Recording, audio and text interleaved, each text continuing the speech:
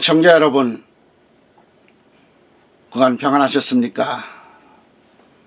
인사가 늦었지만 신년 새해는 하시는 모든 일들이 다 주 안에서 소원성취하시고 응답으로 말미암아 축복된 생애가 이루어지시기를 주 예수 그리스도로 기원합니다.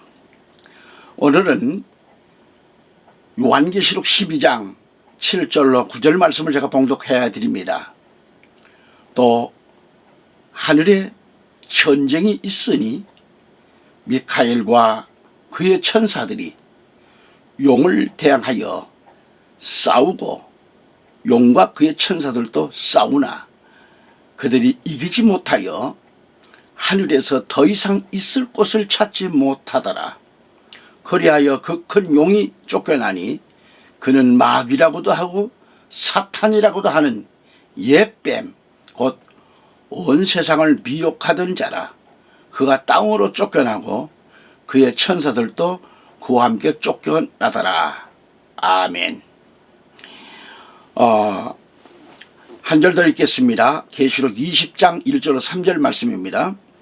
또 내가 보니 한 천사가 하늘에서 내려오는데 그의 손에는 끝없이 깊은 구렁의 열쇠와 큰 쇠사슬을 가졌더라.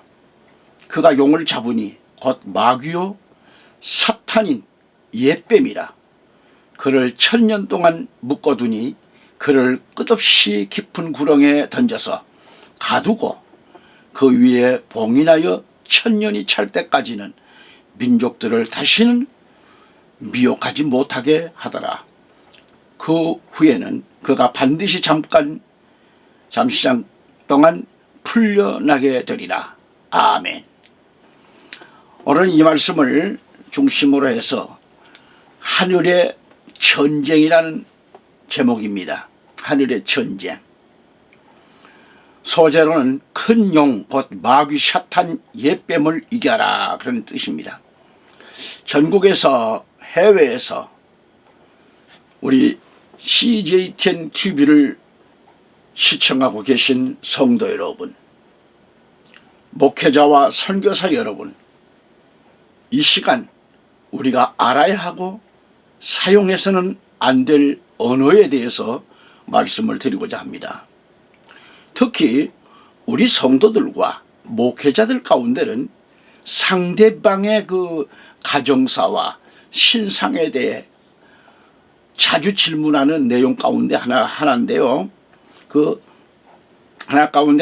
내용 가운데 하나인데 나이가 어떻게 되느냐고 그렇게 물으면서 무슨 띠냐고 묻습니다. 흔히들 그러죠. 그러면 상대는 거침없이 나는 쥐띠다, 나는 호랑이띠다, 나는 용띠다, 어떤 사람은 말띠다, 원숭이띠다, 또 개띠다, 소띠다, 토끼띠다, 뱀띠다, 양띠다, 닭띠다, 돼지띠다, 등등 12가지 띠에 대해서 자랑스럽게 대답을 합니다. 그런데요, 제발 좀 우리 기독인들은 띠가 어디 있는가? 띠가 어디 있습니까? 띠는 없어요. 우리 기독인은 띠를 말하는 게 아닙니다. 이러한 12가지의 짐승의 띠는 다 유교사상에서 나온 것들을 왜 모르십니까? 왜 거룩한 백성들이 12지중 그 12가지 짐승 얘기를 해서 아니 거기 짐승 띠를 달고 왔어요? 응? 사주팔자, 점치는 것, 관상을 보는 것, 이것들은요 다 절간이나 무속인들이 쓰는 그런 용어들입니다. 우리 크리스찬들, 하나님의 백성들, 이 하나님의 사람들이 쓰는 용어가 아니에요. 이건 왜 이렇게 모르실까? 아무런 꺼리낌 없이 쓰고 있습니다 지금. 우리 그리스도인들은 언어가 저들하고 달라야 돼요. 우리는 구별된 사람들입니다. 하나님의 사람들입니다. 이는 다 사탄 마귀 귀신을 숭배하는 자들이 쓰는 그런 용어들 아니겠어요? 이런 뱀들의 용어입니다. 사탄 마귀 뱀들의 용어예요. 이건 다. 또한 목회자 가운데는 설교를 하면서도 재수를 찾습니다. 아니 세수지 설교하면서 재수가 있냐 없냐. 그리고 또 이 언어를 그렇게 아주 자연스럽게 사용하고 있습니다. 강단에서. 심지어 어떤 이는 재수 엄부터 따고 하는 그런 용어를 사용하고 있습니다. 그리고 운명, 운명이라는 이 단어를 사용하잖아요. 아니, 목사님들이 강단에서 서슴없이 운명합니다. 운명해요. 운명은 뭐예요? 도른자에다가 목숨명자를 가리키는 겁니다. 운명. 이처럼 잘못 사용하고 있는 언어가 우리 기독인들 가운데 너무도 많아요. 너무 많습니다. 그걸 제가 하나하나 지적해서 말씀드리고 싶지만은 시간 관계상 설교를 들어갈 때마다 몇 가지씩 제가 말씀을 드릴게요. 앞으로 이걸 다 나열하려고 들면 제한된 시간 때문에 안 돼요. 다 말씀드릴 수가 없습니다. 그래서 아쉽기만 하죠. 그러나 이건 꼭 우리가 듣고 우리 목사님들이 지켜야 될 일입니다. 하나님의 백성들이 뭘 길을 찾아요? 뭐가 재수를 찾아요? 운명을 왜 찾아요? 응? 주 안에서 얼마든지 그런 말씀을 우리가 찾아볼 수가 있는데 성경에 운명이라는 말씀이 나와 있습니까? 응? 정말로 진실입니다. 우리 기독인, 이 그리스도인과 기독교 모든 단체에서도 언어를 새롭게 번역하고 사용했으면 하는 그런 마음이에요. 많은 분들이 신령이라는 말과 당신이라는 언어를 사용들 합니다. 신령 그럼 무슨 글자죠 그게? 한번 써보세요. 한문으로. 귀신 신자 신령 영자지요. 그럼 하나님이 귀신 신령한 귀신입니까? 제발 좀 그런 단어를 쓰지 마세요. 우리 기독인들이 좀 주 안에서 경건한 이 언어를 좀 사용했으면 좋겠습니다.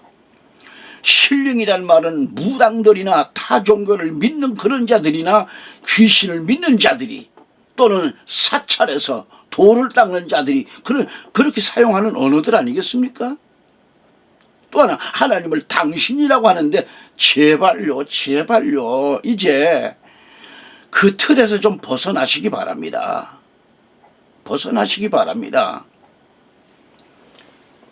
이를 합리화시키는 것은 그만하고 당신보다는 하나님, 주 하나님, 나의 주여 그리스도 예수께서라고 그렇게 좀 불러야 될 것인데 그렇게 불러야 될 것을 오랜 그런 그 고정관념에서 잡혀 있었고 이걸 합리화하다 보니까 쉽사리 하나님 성단에서 그걸 함부로 사용하는 거예요. 그런 용어를.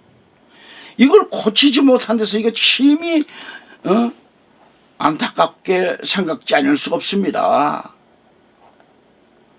우리 한국교회 우리 존경하는 우리 목사님 여러분들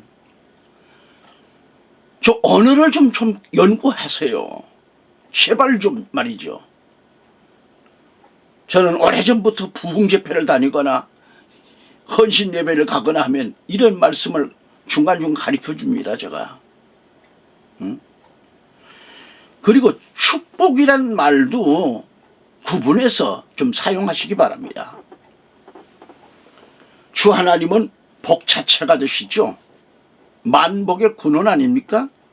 만복의 근원이 되십니다. 흔히 많은 목회자가 방송에서도 교회에서도 부흥집회에서도 하나님 축복해 주옵소서라고 기도드립니다. 목회자가 주 예수 그리스도의 이름으로 축복하는 것은 합당합니다. 그러나 하나님 내게 축복해 주시옵소서, 이건 맞는 얘기입니까? 아무개를 축복해 주시옵소서 하는 것은 정말 속히 고쳐져야 합니다. 우리 주 하나님께서 여호와 하나님께 축복해 주시옵소서 이렇게 기도드리는 것을 틀린 얘기예요. 틀린 겁니다. 하나님께 축복해 달라고 하는 것은 하나님 외에, 하나님 위에 다른 한 분이 또 계신다는 말인가요? 하나님께서 그분께 복을 달라고 하나요? 축복해 달라고 그러나요? 전능하신 하나님 외에는 안 계시잖아요. 하나님 외에 누가 있습니까? 그러니까 축복이라고 하는 말은 목회자 자신이 또는 성도 자신이 주 예수 그리스도 이름으로 서로를 위해서 축복을 기원하고 목회자가 성도들에게 그리스도의 이름으로 축복해 주는 겁니다. 그건 돼요. 그러나 하나님께 축복해 달라고 기도하는 것은, 이건 생각해 보셨습니까? 빌죽자 복복자입니다. 축복을 누가 빌어줘요? 하나님께서 축복을 빌어줍니까? 축복을 빌어주는 것이 아니고 하나님께서는 만복의 근원이시고 하나님께서는 복을 명하여 주신다 그랬어요. 명하여 주시는 겁니다. 하나님께서 하나님 백성들에게 간구하는 자에게 명하여 주십니다. 어디 가서 축복해서 부어주시는 게 아니고요. 우리 편에서는 누구에게 축복을 해줄 수 있습니다. 그러니까 하나님 외에는 없으신데 말이죠. 그 위에 누가 있어야 빌어주죠. 하나님은 축복을 빌어주시는 분이 아닙니다. 하나님은 스스로 계신 영이십니다. 주 하나님이십니다. 왜냐하면 하나님께 축복을 빌어 달라고 하는 것은 우리 성경에서도 고쳐야 하고 우리부터 고쳐야 돼요. 고쳐야 합니다. 한번 이론적으로 여러 가지 생각을 해보세요. 그게 맞는 얘기인가? 만복의 근원 하나님께서는 복 자체시에요. 복 자체예요. 우리가 하나님을 향하여 복을 명하여 주옵소서라고 기도드려야 합니다. 축복해 주옵소서라고 하는 말은 맞지 않다는 것을 알아야 됩니다. 또한 우리 한국교회와 주의 종들은 신령과 진정이 아닌 영과 진리로 하나님께 예배 드려야 하는 겁니다. 영과 진리로 예배 보러 가자가 아니라 예배 드리러 가자고 하는 것이 맞습니다. 예배는 드리는 것이지 보는 게 아니잖아요. 찬송도 마찬가지예요. 찬송 하나 하고 하자 그래요. 그게 아니라 하나님께 찬송 몇 장을 드립시다 한다든지 찬송 몇 장으로 하나님께 영광을 돌려드립니다 라고 해야 합니다. 예배도 찬송도 본다가 아니라 드리는 예배, 드리는 찬송해야 돼요. 하나님 거룩하신 이름, 서기성호를, 거룩한 이름을 성령과 진정이란 그런 단어를 성스러운 성단에서 함부로 그렇게 발설한다면 이것은 주 하나님을 모독하는 것인 걸 알아야 됩니다. 왜 하나님이 신령한 귀신입니까? 하나님의 거룩한 이름이 왜 신령한 귀신입니까? 거룩한 이름. 그러한 용어를 사용해서는 안 되는 거예요. 이제는 거룩하신 영과 진리로 예배를 드려야 합니다. 영과 진리로 드리는 예배로 속히 고쳐져야 됩니다. 위에 열거한 말씀에 혹 반론을 제기한다고 하면 더 이상 논쟁의 대상이 될 수는 없지요. 불필요한 시간 낭비가 될 뿐이죠. 그래서 우리는 이제는 바꿔야 합니다. 하나님은 영이시기 때문에 영과 진리로 예배 드리며 축복이라는 언어도 구분해서 사용하시기 바랍니다. 당신이라는 언어가 하나님으로 바꾸어서 하나님을 기쁘시게 영화롭게 하자고 하는 이 권면은 무리가 아니라고 봅니다. 100번 말해도 무리가 아니라고 봅니다. 요한복음 1장 14절에 그 말씀이 육신이 되어 우리 가운데 거하심으로 우리가 그의 영광을 보니 아버지의 독생자의 영광으로 은혜와 진리가 충만하더라. 요한복음 4장 23절 24절 말씀 보면 그러나 참된 경배자들이 아버지께 영과 진리로 경배드릴 때가 오나니 바로 지금이라. 이는 아버지께서 자기에게 경배드리는 그런 자들을 찾으심이니라. 하나님은 영이시니 그분께 경배드리는 자들은 영과 진리로 경배드려야만 하리라고 하시니라. 그랬습니다. 아멘. 또한 예배를 드린 후 축도에서도 그래요. 축도에서도 우리 장로교 보수교단 목회자와 타 교단 목회자들의 축도가 혼란스럽습니다. 축도란 하나님의 말씀을 대언하는 대언자로서 주 하나님을 대신하여 선포하는 겁니다. 축도는 선포입니다.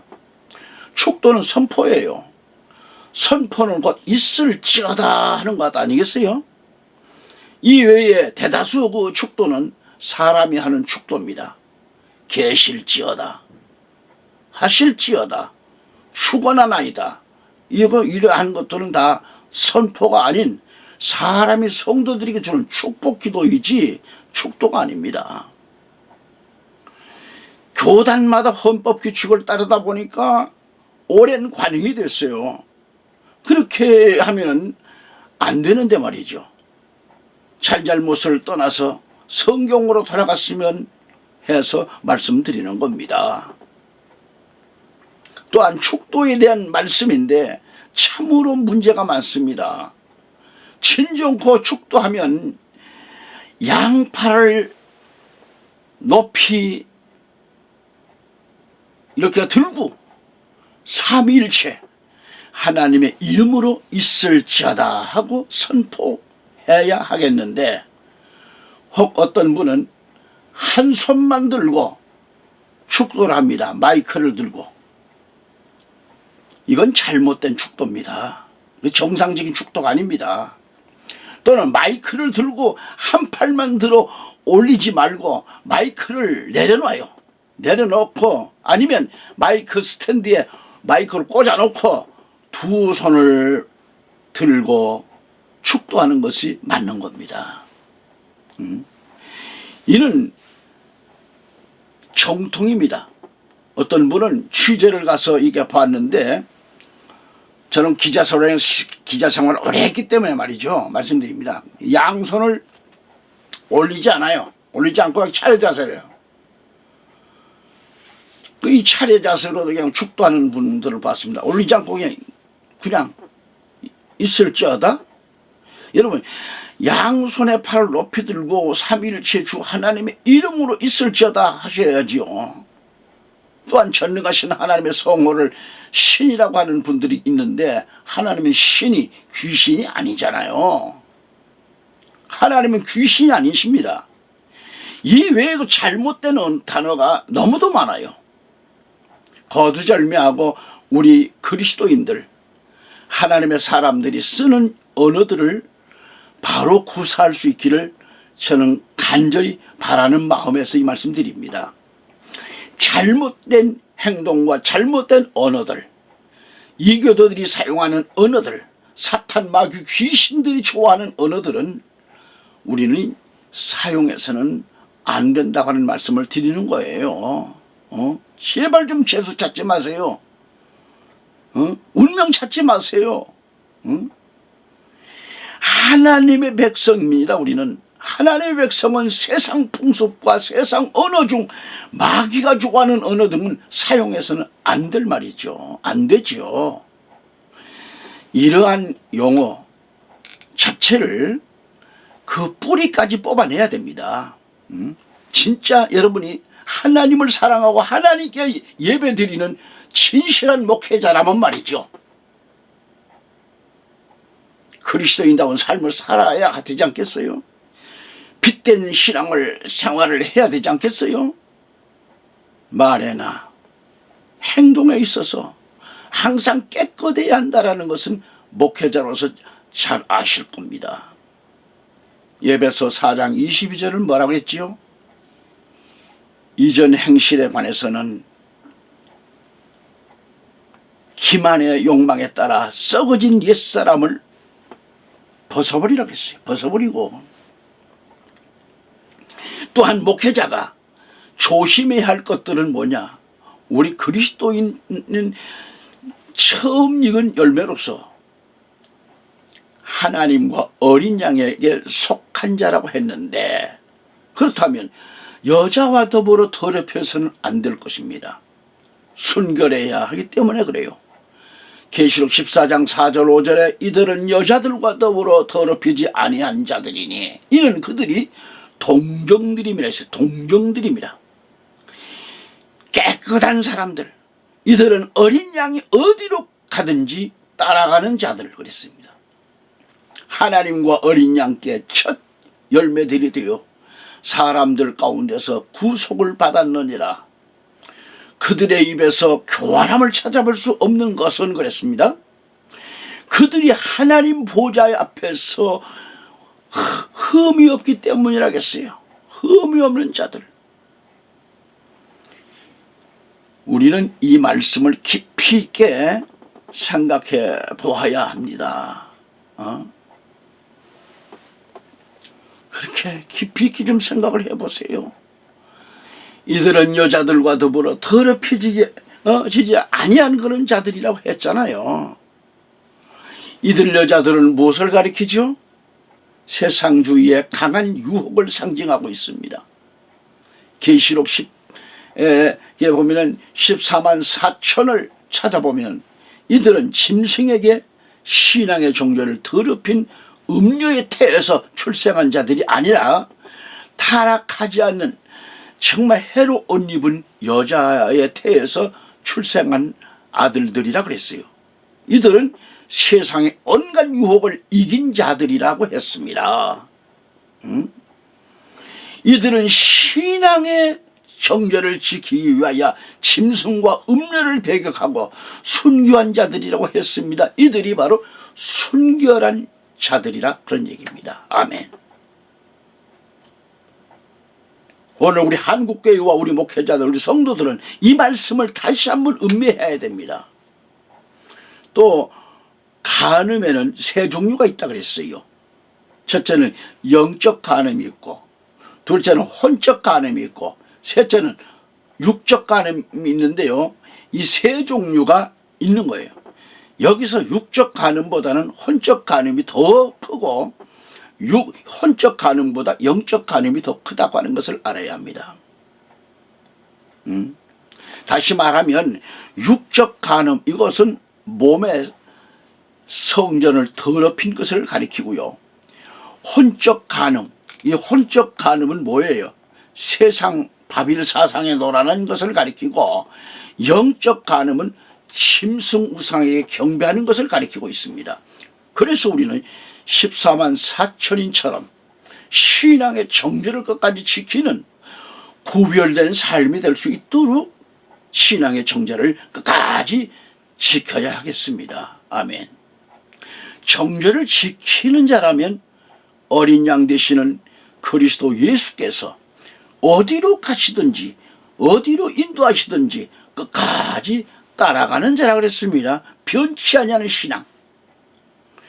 계시록 14장 4절에 이들은 어린 양이 어디로 가든지 따라가는 자들이라고 했습니다. 사람들은 자신이 섬기는 대상에 따라서 그의 종이 된다고 했습니다. 로마서 6장 16절에 죄의 종으로 사망에 이르든지 혹은 순종의 종으로 의에 이르는 줄 알지 못하느냐 그랬습니다. 이런 의미에서 말씀의 지팡이, 생명의 지팡이를 붙잡고 끝까지 예수 그리스도를 따라가야 합니다. 따라가야 돼요. 좀 똑바로 가야 돼요.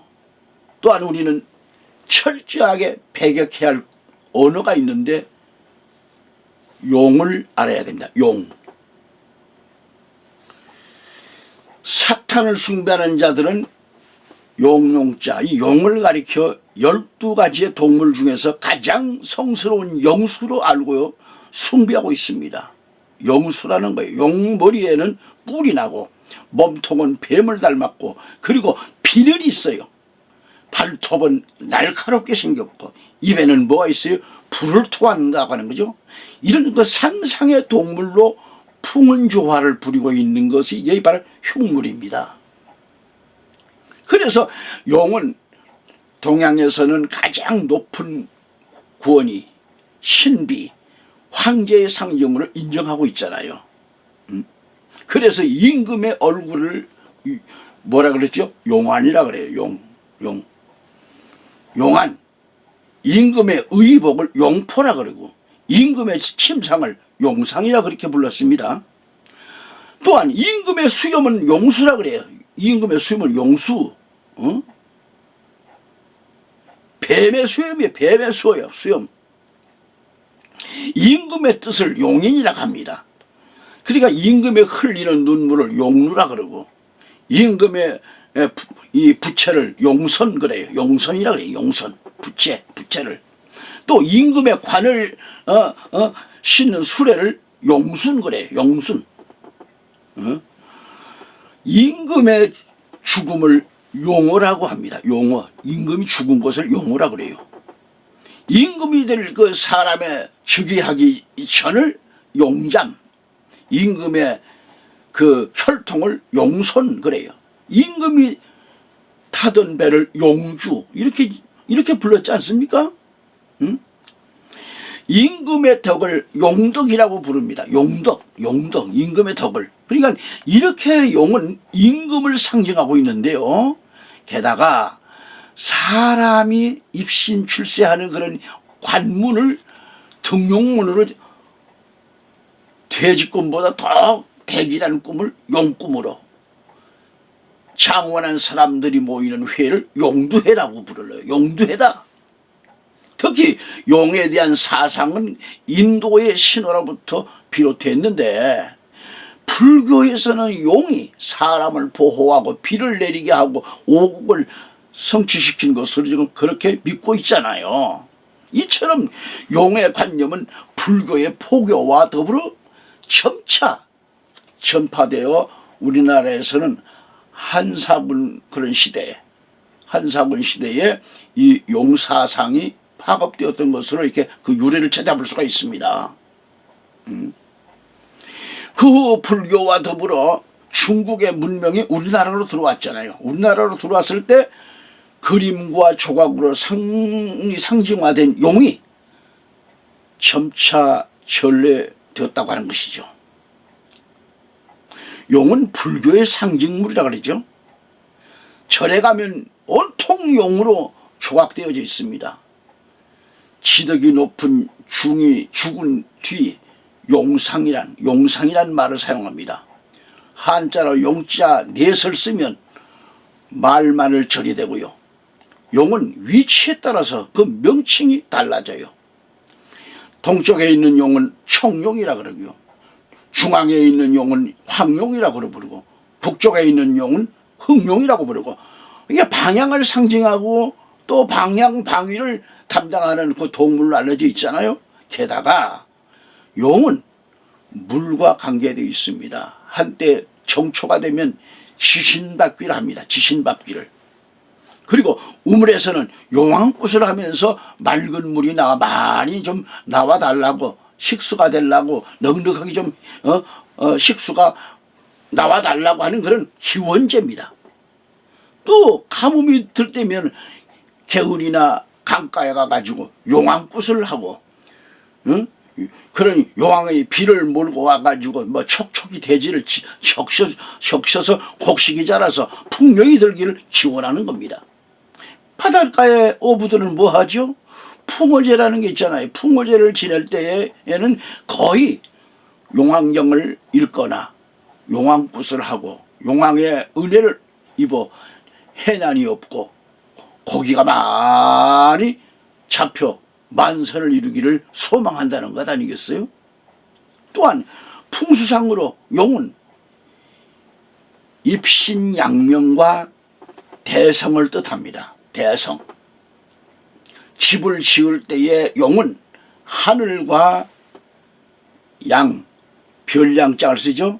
하늘천자, 별양자. 이렇게 해서 나타내는 그런 그 하늘과 이걸 나타내는 상징으로 쓰이는 겁니다. 소위 명당을 뜻하는 그 좌총용 우백호라고 하는 표현도 바로 이 용의 풍수에서 차지하는 비중이 크다는 것을 말해주고 있습니다. 이 같은 용에 대한 경외감은 한국의 지명과 인명에도 많이 나타나 있어요. 그러나 우리가 똑같이 이걸 우리가 알아야 할 것, 똑똑히 알아야 할 것은 하나님의 말씀인 성경에서 용은 세상 사람들이 말하는 성스러운 대상이 아니라 악마의 화신으로 기록하고 있잖아요. 계시록 12장 9절에 가면 그리하여 그 큰 용이 쫓겨나니 그는 마귀라고도 하고 사탄이라고도 하는 옛뱀 곧 온 세상을 미혹하던 자라. 그가 땅으로 쫓겨나고 그의 천사들도 그와 함께 쫓겨나도록 돼 있습니다. 그 용이라고 하는 사상은 전부 흉물이에요. 흉물.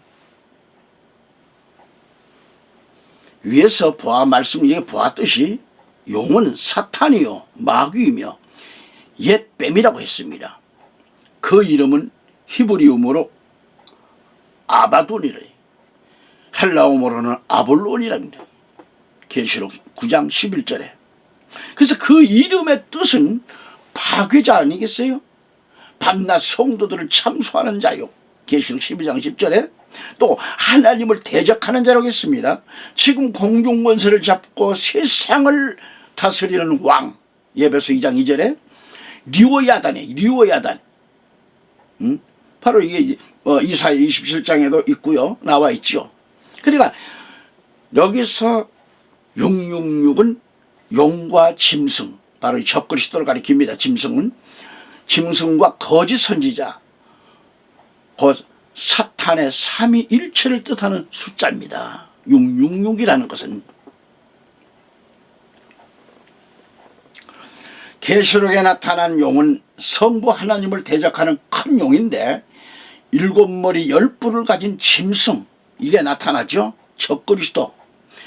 7머리 10뿔 가진 이 짐승에게 자기의 능력과 보좌와 큰 권세를 주어 마지막 42달 동안 이 세상을 통치하게 되는 것입니다. 용의 권세를 받은 이 짐승, 바로 이 적그리스도를 가리키죠. 이 짐승은 배교적 타락한 종교를 이용해야 합니다. 그런 종교를 이용해서 짐승과 우상의 표인 바로 666을 조작해가지고 수많은 사람들을 죽이도록 유도한다는 것을 알아야 합니다. 계시록 13장 15절과 18절의 말씀을 참고하시기 바랍니다. 하나님을 대적하는 공중권세를 잡은 큰 용은 두 증인이 3년 반 1260일 동안 말이죠. 이 3년 반 동안 증거를 마치고 순교해서 하늘로 승천한 후에 하늘에서 하나님을 대적하는 공중권세를 잡은 큰 용은 천사장 미가엘과 싸우다가 이기지 못하고 하늘에서 있을 곳을 얻지를 못하죠. 그래서 이 지상으로 쫓겨 내려온 후 3년 반 동안 최후 발악을 하는데, 이때 예수 그리스도가 재림하시면 무저갱 쇠사슬에 결박당해 있던 1000년 동안 지금 무저갱 속에 지금 갇혀있던 그런 자, 이제 1000년이 지난 후에 그게 어떻게 된 거예요? 잠시 동안 그걸 가둬놓은 걸 1000년 동안 결박시켜 놓은 걸 사탄이를 풀어놓아요. 풀어놓은 후에 영원한 불못에 던짐을 당하므로 그의 최후의 그의 생이 끝납니다. 이처럼 말세에 용의 최악의 발악이 일어날 것을 예언하고 있잖아요. 나와 여러분이, 우리 그리스도인이 예수 그리스도 안에서 살고 있습니다. 하지만 사실은 그렇지 못한 부끄러운 사람들이 많잖아요. 불신자들은 돼지 꿈을 꾼다든지 용 꿈을 꾸면 기분이 너무 좋다고 하고 운수대통할 것으로 알고 있습니다. 형통할 것으로 믿는 겁니다. 그러나 우리 믿는 사람들은 우리 주 예수 그리스도께서 다시 오실 때 큰 용, 마귀, 사탄, 옛뱀을 잡아 무저갱에게 가두기 전에 용과 싸워 승리해야 하는 것이죠.